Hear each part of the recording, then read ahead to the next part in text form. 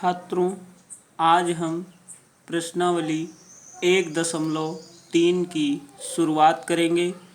चलिए देखते हैं क्या करना है। पहला प्रश्न, निम्न भिन्नों को दशमलव रूप में लिखिए और बताइए कि प्रत्येक का दशमलव प्रसार किस प्रकार का है। पहला प्रश्न है 36/100। चलिए देखते हैं। यहाँ पे आप देख पा रहे हैं 36/100 है, तो 100 से इसका मतलब ये हुआ कि 36 को हमको क्या करवाना है, भाग कराना है। ठीक है ना। तो यहाँ पे 100 भागे 36। चलिए देखो, 100 का पहाड़ा 36 में नहीं जाएगा, दशमलव लगाएंगे, यहाँ कितना हो जाएगा, 0 हो जाएगा। 100 तिहाई 300, 3 बार गया और यहाँ कितना हो गया 300। घटाएंगे 0, 6, 3 में से 3 गया, कुछ नहीं। फिर यहाँ 100 का पहाड़ा 60 में नहीं जाएगा, 0 बार। 100 का पहाड़ा कितनी बार जाएगा, 6 बार जाएगा, तो यहाँ कितना हो जाएगा, 600 हो जाएगा। कैंसिल हो गया, अर्थात आप देख रहे हैं इसका मान जो आएगा वो 0.36, 0.36। तो देखो पूर्णतः कट गया ना, तो ये क्या लिख देंगे, कह रहा है दशमलव रूप में लिखिए, हो गया, और प्रत्येक का दशमलव प्रकार किस प्रकार का है, तो पूर्णतः कट गया। तो लिखेंगे दशमलव प्रसार कैसा है, शांत है।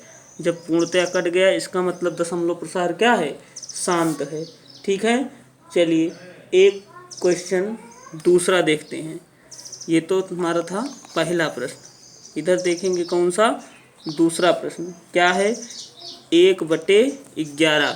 इसका मतलब 11 से आपको 1 को भाग करवाना है, तो नहीं जाएगा, दशमलव लगाएंगे, यहाँ क्या हो जाएगा, 0 हो जाएगा। अब भी नहीं जाएगा, तो अब आगे क्या करेंगे, 11 भागे 1। चलिए अब देखते हैं, 11 में 1 में नहीं जाएगा, तो यहाँ क्या करेंगे, दशमलव, यहाँ क्या होगा 0। अब भी नहीं जा रहा है, तो फिर यहाँ क्या करेंगे 0, यहाँ भी क्या हो जाएगा 0। 11 का पारा पढ़ेंगे 100 से ज़्यादा ना हो, 11×9 99। ठीक है। अब देखिए आप, फिर 1 आ गया, जो पहले था वही रिप्रेजेंट हो रहा है ना, बार बार आएगा, क्योंकि 1 फिर आ गया। फिर उसी प्रकार से क्या करेंगे 0, तो यहाँ 0 बढ़ाए, ठीक है ना, फिर यहाँ 0, फिर 9 बार जाएगा, ठीक है ना, फिर ये कितना हो जाएगा, 99 हो जाएगा। अब फिर 1 बचा, फिर क्या करेंगे, दशमलव लगाएं, तो फिर यहाँ 0 बढ़ा देंगे, अब भी नहीं जा रहा है, ठीक है ना, तो फिर 1 0 और बढ़ाएंगे, तो 1 फिर यहाँ 0 बढ़ाएंगे, अब फिर 9 बार जाएगा, 11×9 99, फिर 1, आप देख रहे हैं 1 1 करके बचता जाएगा।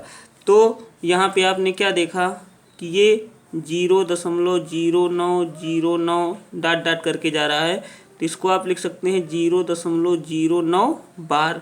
ठीक है ना, ये बार का चिन्ह होता है, इसका मतलब ये हुआ कि यही संख्या बार बार आ रही है। ठीक है ना, और ये कट नहीं रहा है, अर्थात इसका शेषफल 0 नहीं हो रहा है। तो 0 नहीं हो रहा है, तो इस प्रकार जैसे कोई संख्या आती है जिसका भाग करने पे 0 नहीं आता है, बार बार अंकों की पुनरावृत्ति होती है, तो उसे अनवसानी आवर्ती प्रसार कहते हैं। क्या कहते हैं, अनवसानी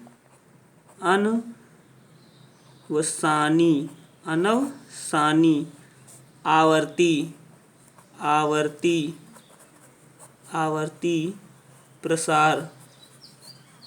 ठीक है ना, है। ठीक, ये आप देख रहे हैं बार बार रिपीट हो रहा है, ये लिए अनवसानी आवर्ती प्रसार है। ठीक है ना, पहला प्रश्न इसी प्रकार से था।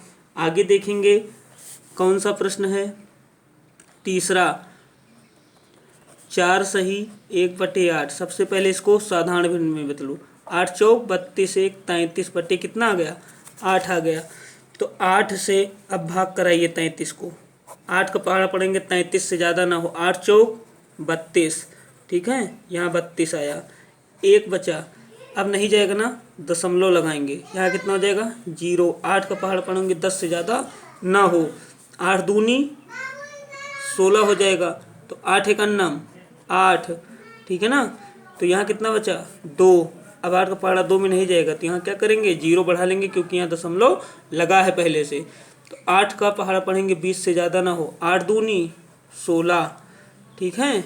अब घटाएंगे यहाँ कितना बचेगा 4, दशमलव लगा है तो 0 बढ़ जाएगा। 8 पंचे 40, कितनी बार गया 5 बार गया, 40 आ गया, कट गया। आप देख रहे हैं शेषफल क्या आ गया 0 आ रहा है, ठीक है ना। जो शेषफल 0 आ रहा है और यहाँ लिख देंगे 4.125। तो ये दशमलव प्रसार कैसा है, दशमलव प्रसार कैसा है, शांत है। कैसा है, शांत है, ठीक है ना। इसी प्रकार से आप प्रश्नों को हल करेंगे। जो पूर्णतया कट जाएगा वो शांत है और जो नहीं कटेगा इस प्रकार से रिप्रेजेंट होगा वो अनवसानी आवर्ती प्रसार है, ठीक है ना। चलिए दूसरा प्रश्न देखते हैं। दूसरा प्रश्न क्या है, आप जानते हैं कि 1/7 बराबर 0.14285 बार है। वास्तव में लंबा भाग दिए बिना क्या आप यह बता सकते हैं कि 2/7, 3/7, 4/7, 5/7, 6/7 के दशमलव प्रसार क्या हैं? यदि हाँ तो कैसे? चलिए इसको देखते हैं। दूसरा प्रश्न, ये आपको 1/7 का मान दिया गया, हमको 2/7 का मान निकालना है, वो भी बिना भाग दिए। तो हम करेंगे क्या, 2/7 बराबर, हम क्या इसको ये नहीं लिख सकते हैं 2 गुणे 1/7 बराबर, देखो 2 एक कम 2/7 वही चीज़ आई ना। तो एक यहाँ हो जाएगा 2 गुणे 1/7 का मान कितना दिया गया 0.1428557। सभी के ऊपर क्या लगा है बार, इसका मतलब कि संख्याओं की इन पुनरावृत्ति हो रही है, ठीक है ना। अब अंदर गुणा करा दो, 7 दूनी 14, 14 के 4 हासिल आए 1, 5 दूनी 10, 10 एक 11, 11 के 1 हासिल आए 1, 8 दूनी 16, 16 एक 17, 17 के 7 हासिल आए 1, 2 दूनी 4, 4 एक 5, ठीक है ना। 4 दूनी 8 और 2 एक कम 2, तो 0.2855714 ये आ गया। अब जैसे 3/7 का हमको निकालना है तो 3 गुणे 1/7 बराबर 3 गुणे 0.1428557।